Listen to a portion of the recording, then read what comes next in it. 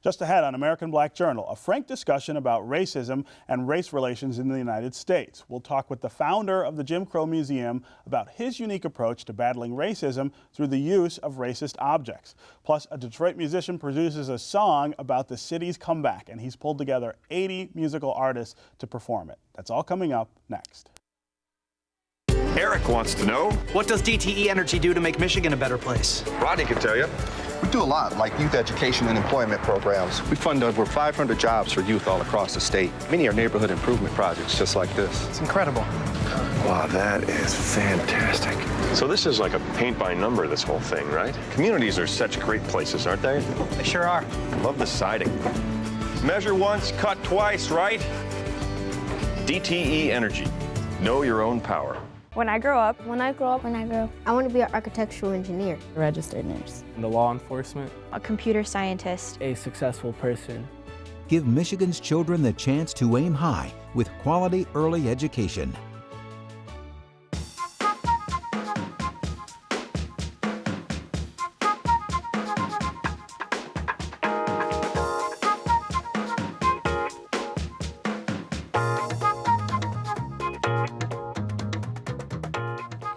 Welcome to American Black Journal. I'm Stephen Henderson. The Jim Crow Museum at Ferris State University in Big Rapids houses a 9,000-piece collection of racist artifacts. The founder and curator of the museum, Dr. David Pilgrim, uses these objects of intolerance to teach tolerance and promote social justice. It's a very unique approach to get people to talk about diversity and race relations. We warn you that some of the images in the museum may be offensive to some viewers. Here's a brief look. Ask yourself the question, if you grow up and growing up you see literally thousands of examples in cartoons, in movies, in books, and in real life of blacks being the victims of pain and the victims of aggression and also the perpetuators, what seeds does that plant? What we try to do in the entire museum is to re-emphasize that the pieces in here are caricatures. They are not real people. It's a distortion, it's a lie. I'm pleased to have Dr. David Pilgrim here today to talk about the Jim Crow Museum. Welcome to American Black Journal. Thank you for having me. So two things strike me from watching that film. One is how shocking the images are, and as I said, you know, that I wouldn't be surprised if some viewers found them offensive. But the other is how prevalent this stuff was. That there was a time not so long ago in our history where this was just how African Americans were depicted in everything from film to ads to anything. That this was how we were seen. Well, and what I would add to that is that even though the United States is much more democratic and much more egalitarian today than it's ever been, there's not a single image in that museum that's not currently being reproduced. Somewhere. Yeah. You know, so it's not just about the past, right. But it is important that we learn about the past. And one of the things I learned as a child was that images are powerful teaching tools. Yes, yes, and that's sort of the theory of this museum, right? I mean, talk to me about how you come up with the idea to teach people to be more tolerant by showing them things that are patently intolerant. I think it started when I was at Jarvis Christian College, which is a historically black college in Hawkins, Texas, and our teachers there had lived through Jim Crow and would often bring things to class, for example, a chauffeur's cap. And you wouldn't necessarily think of a chauffeur's cap as being a race-based object. Sure. And yet if you were an African American in the 1930s or 40s, one of the fortunate few that had a car, you better have a chauffeur's cap because there were people that believed that you shouldn't own a car. You couldn't possibly That's right. own your own car, you must be driving somebody else's. Yeah, and so just knowing that an object like that could be used to teach about Jim Crow, it was a fairly easy jump then to things like Mammy salt and pepper shakers and some of the really harsh caricatures that appeared on other objects. Right. And so how did you start collecting these things? Well, that's a great question. It evolved. You know, the first piece I purchased, I destroyed. I don't think it was a philosophical or an ideological act. I hated it. Yeah. I don't remember. What was it? It was a Mammy salt and pepper shake. Yeah. Okay. I don't remember the second piece or the third piece. And keep in mind, in those days, African Americans and European Americans all had these pieces, so they were fairly common. Sure. and they were cheap. And so I could spend very little money, 5 cents a quarter, and purchase objects. And get stuff, right? Yeah, and it was probably the 1980s or 90s when the prices escalated, and I had to become much more selective because I never had a lot of money. And what I tell people when they come to the museum is what you see in here is not a sample of what I saw for 30, 40 years. It's a sample of what I could afford. Right. And so you're collecting these things. At what point do you decide this is a museum? This is something that I could put into a collection and use to teach people all over the world, I would assume, come to see it about Jim Crow? Well, that's a great question because I was never sure what I was going to do with the collection, even though I was an obsessive collector. You just had it. Yeah, I just had it. Well, I had it in my home, displayed almost like a museum in my home. And there was an elderly African-American woman who was an antique dealer. She allowed me, after many, many months, to see her private collection. And if you could imagine a huge barn with shelves in it from floor to ceiling, with every conceivable distortion of African and African Americans, she had it. And it was at that time I thought, I'm going to do what she's done, except I'm going to do it with an educational focus. Right. And going to offer this not just to the students that will come, but also to the world. Yeah. So I'm curious, you teach at Ferris State? I used to teach. Okay. I taught for 17 years as a sociologist. Now I've gone over to the dark side. I'm a vice president for diversity and inclusion. You're I'm an administrator, yes. Tell me about the reaction on campus, students, faculty, the administration. I can imagine several institutions that would say, you know what, this isn't for us. Obviously, you've had a different reception. Well, I'm very proud of the fact that the university stepped up. You know, we got it's an answer to a different question you haven't asked yet, but we received a grant from the DTE Energy Foundation, and then they demanded, requested, challenged the university to match that. Okay. And so from the administrative standpoint, obviously they demonstrated support for the museum because they stepped up and not only matched the DTE gift, but also exceeded it. In terms of students and faculty for that matter, the museum has been there so long in some iteration that you know, they're used to it and they like it, and quite frankly they're very proud of it. But in terms of people that come from the outside, and we've had thousands of visitors come from all over the world, I mean literally all over the world, I think the most common response is a kind of reflective sadness. It's not anger, you know, but what I tell the people that facilitate tours is if folks leave with just that reflective sadness, then we've failed. Right. We're using the objects to teach people to think more deeply about race, race relations, and racism. And at the risk of being immodest, I think it's working. Yeah. Well, and one of the things I suspect you are doing is connecting these horrible images and depictions with modern themes, modern racial issues, and things that we still face. Right? Absolutely. A lot of the old caricatures morph into the present. You know, some things that, quite frankly, you would hope have died. You know, some of the behavioral caricatures, but also, I mean, the behavioral images, but also some of the physical caricatures. I would like to say, and I always forget to say this, that we now, because we've moved into a large facility, also have a section on the civil rights movement. Okay. We also have a section on African American achievements, and I can tell you that it was a whole lot easier to reach into my back pocket to pull out money to pay for the ink pen that Lyndon Baines Johnson, one of the ink pens that he used to sign the 1964 Civil Rights Act, right, than it was to purchase, you know, some of the other material. Yeah, and so when you're buying this material, I'm curious.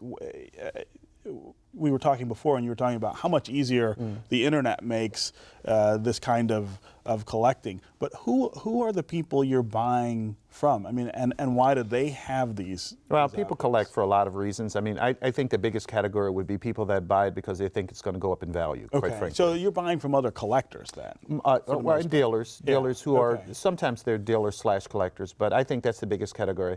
And then, of course, there are people that you know, collect because it's nostalgic for them. Right. There's also people that collect because they have to have one of everything, you know. And then there's people like myself who collect because they want to use it to teach. Yeah, yeah. Tell me about your favorite object in the museum? It's sort of an odd That's question, an oddball right? question, Because you yeah. hate all of it, but Yeah. what's the thing you're proudest of? Well, actually, I don't hate it all now because I have collected objects that show the resistance of African Americans. Sure. But if I had to select one, it'd be the one I mentioned earlier, and that's the ink pen, because I think the President of the United States held this pen in his hand to sign the most comprehensive Civil Rights Act in our history, Sure. which at least on paper abolished Jim Crow. Right. And so that's probably the piece that I was most pleased to get, and I was also pleased to only have to pay $20 for it. Is that right? Yeah. Well, why was that so inexpensive? Quite frankly, I think they appropriated it from the White House. So, That's right. That's yeah. always well, the I best tell way, people right? this is that if you steal racist material to donate to the museum, it's not a sin. Right. That's right. You're helping You're helping to us, yes. educate Yes. people. Is there a plan to expand the museum? I mean, I would imagine you are still collecting items. We get objects every day, and quite frankly, we have a lot of people who donate objects now.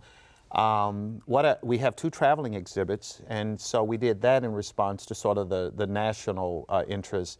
Yes, I'd like to see it expanded, but I have to be honest with you, one of the things I'm most interested now is to create a similar museum about women. Okay. And so I've probably collected maybe 1,000 objects that discuss sexism. Now, I've always discussed sexism, but it's been sexism directed against black women, you know, treating them as mammies and Jezebels and the like. But I want to really live out Martin Luther. I know it sounds like a cliche, but Dr. King's, you know, injustice anywhere is a threat to justice everywhere. Sure. In terms of the Jim Crow Museum itself, I think now the focus will be on developing more educational programming, linking it to the school systems. Okay.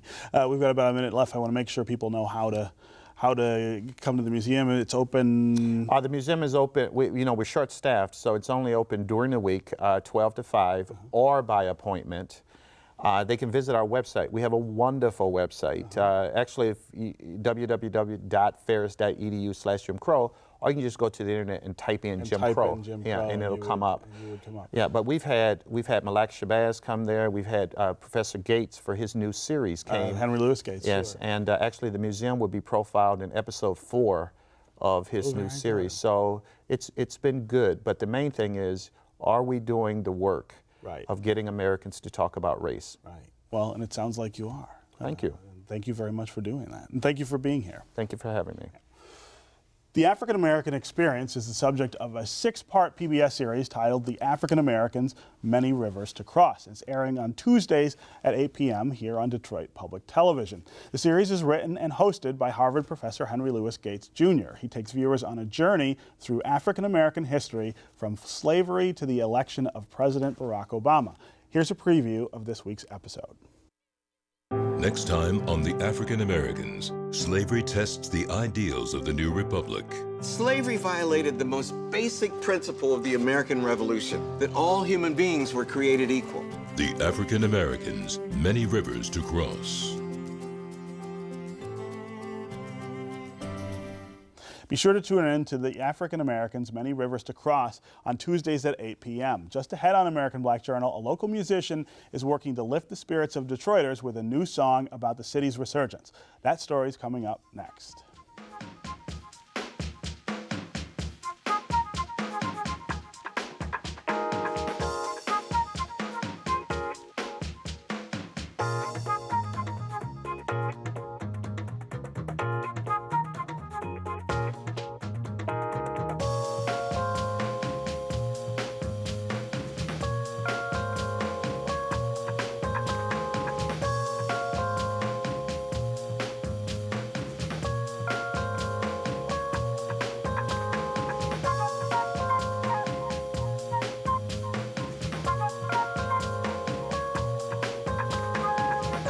It's no secret that the city of Detroit is experiencing its share of tough times, but a local musician is setting his sights on the future and the city's resurgence. He's written a song titled Detroit City is Coming Back, and I'm saying that right. It's Detroit City, not Detroit City. And he's recruited a variety of musical artists to record the song. The project is supported by his nonprofit organization, the Educational Art Society. So here to talk about his efforts to lift Detroiter spirits is saxophonist, composer, and producer Dwayne Parham. Joining him are 2 of the artists performing the song, Ronnie McNear from the legendary Four Tops and Kathleen Murray from the Groove Council. Welcome to American Black Journal. Well, I'm so honored to be here. Absolutely. You're back. You were here before. Yeah. And we've heard you play on this show. So viewers who watch all the time will be delighted to see you again. I have to confess that, I grew up here in the 70s and 80s, and one of my favorite things when I was a kid was that on one of the local radio stations, I think it was WJLB, they used to start the morning off with Hello Detroit, which was Sammy Davis Jr.'s tribute to the city. And I thought it was such a wonderful way to sort of reflect the spirit of the people in the city and the city itself. So maybe this song is the next Hello Detroit? I believe so. When the Lord gave me this inspiration, that wasn't in mind. Yeah. We remember just a few days ago talking about that, and I said the same thing. Do you remember Sammy Davis? That's right. So here we are now, and after about 80 musicians, and, I started on this on the 22nd of July. Okay. When local pastor called, Avella Davis called me and said, Dwayne, I would love for you to play on this new song I got, and it's going to be at Fellowship Chapel where everybody's going to be there, and but we don't have a budget. And I said, well, you will have a budget?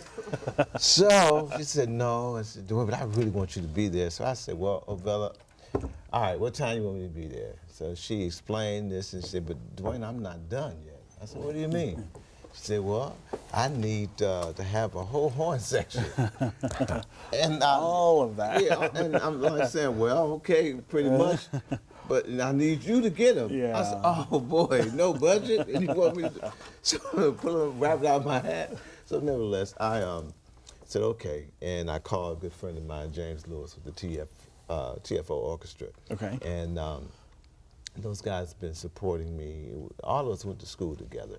So it was just an honor to have them on the set. So what I did, I gave them the music, and they said, well, Dwayne, when you come, we'll give you your parts. Because they knew I had a ton of things going on. Yeah. So when I got there, they gave me the parts, and then they started a sound check individually, from the first horn player all the way to me. But the horn player right before me, Michael Muldoon, had to tune up. He had to do his little sound check. So he started playing, and everybody in the audience was just jumping up. So I said to myself, well, I got to do my thing. That's right. Can't be outdone. So I got ready to play, and I knew exactly what I was going to play. But the Lord said, hold that song. I got something for you to do with it. Okay. So I looked to see what's, oh, no, Lord, I got to do hold the song. Wait, right? So I turned back and I played, I love you, I love you, I love you, Lord, today. And people was just chanting, you know? And that right there was confirmation for me. Yeah. So I remember the chief of police came in and he said, well, you know that when I first got here, a gentleman stopped me at the door and he said, Chief, I'm so glad you're here. You can stop all the violence. The new police chief. Sure. He said, no, I think we got to do it. We all have to work. That's right. It's not just us. That's right. So when I left from the church that day, I went home and I remember telling someone about me writing this song.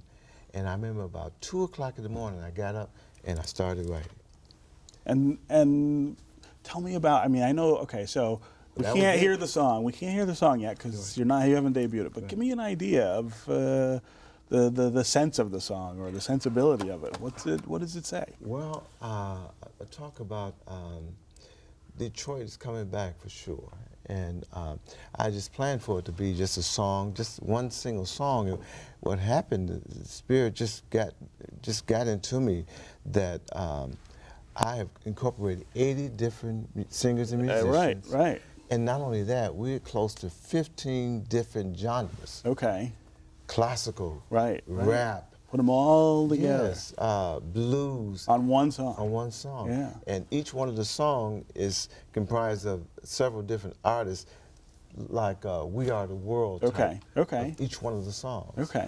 And, all right. So, Ronnie, tell me about what it was like when Dwayne said, this is what I'm doing, and I want you to be part of it. Well, I was in Las Vegas. He had been telling me that he wanted me to do this project. but I was in Las Vegas playing golf because, you know, our days are ending. I was gonna say, I wish I had this life. So I can't. Matter of fact, I caught the red eye and got in here early this morning. And he told me we had to do this thing at 10 o'clock. So I said, man, come on, man. But this is my man, you know, he's a pioneer in the music business here. But it's a great idea, man. I mean, I'm from Pontiac, Michigan. And one of my friends said, well, man, you're not from Detroit. What you worrying about it for? I said, hey, man, the same situation is happening in Pontiac, Absolutely. Flint, Saginaw. All cities across the country is going through the same thing. That's right. And you need to have something to bring the dignity back. And I was just glad, and it's a great honor to do it with. Sure. And he did a wonderful job. He came in with fresh ideas. How could he not have Yeah. a wonderful job? And one other member from the Tops was involved. Oh, is that right? Oh, Yes, very good. Okay. Lawrence Payton.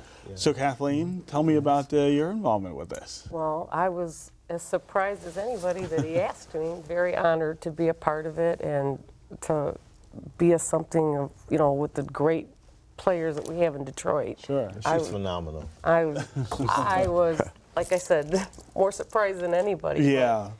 I think it's a wonderful thing, and I myself grew up in Mount Clemens, not in Detroit. Okay. But Detroit is all of our city. Yeah. So, you know, we should all unite and promote.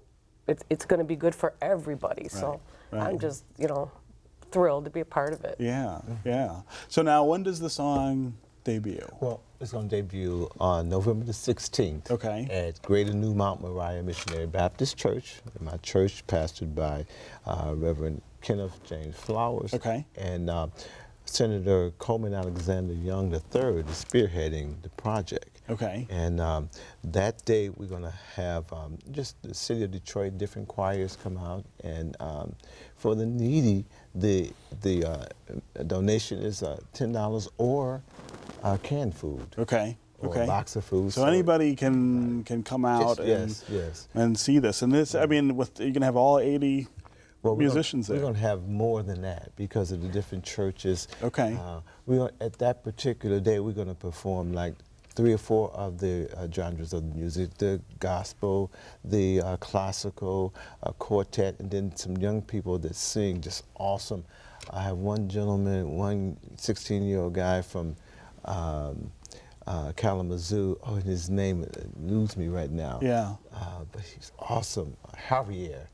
And he played in a role for Marvin Gaye's story. Okay. Oh, really? Wow. And just some awesome, one little guy, 10 years old, that's awesome. Right. It's just, everybody's so talented. Yeah. And when I started, I just think about when I first started telling people, some people was apprehensive to come, and some people didn't come. Yeah.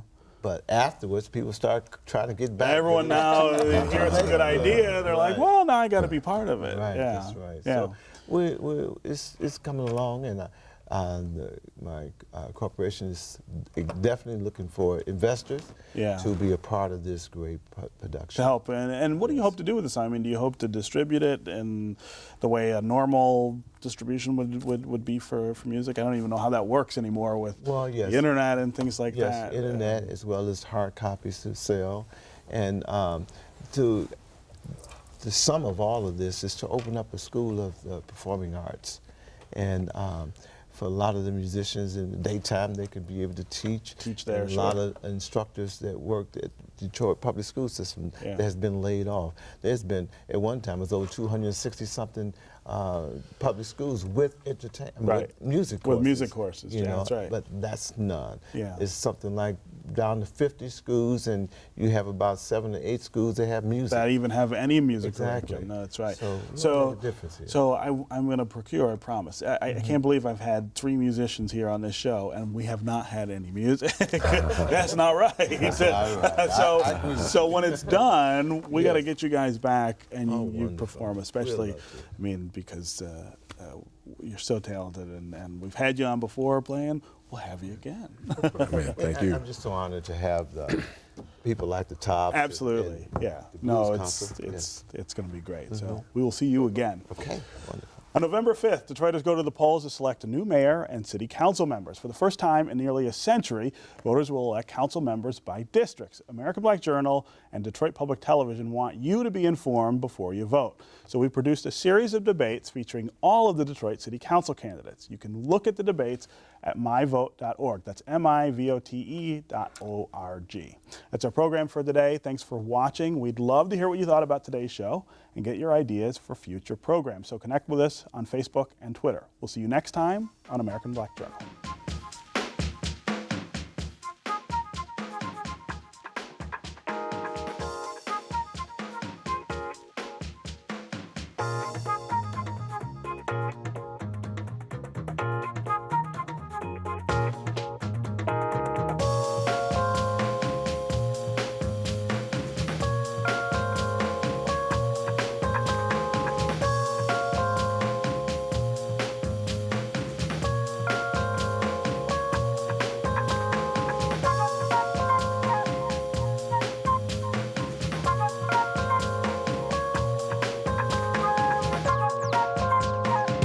Wants to know? What does DTE Energy do to make Michigan a better place? Rodney can tell you. We do a lot, like youth education and employment programs. We fund over 500 jobs for youth all across the state. Many are neighborhood improvement projects just like this. It's incredible. Wow, that is fantastic. So this is like a paint by number, this whole thing, right? Communities are such great places, aren't they? They sure are. Love the siding. Measure once, cut twice, right? DTE Energy. Know your own power. When I grow up, I want to be an architectural engineer. Registered nurse. Into law enforcement. a computer scientist. A successful person. Give Michigan's children the chance to aim high with quality early education.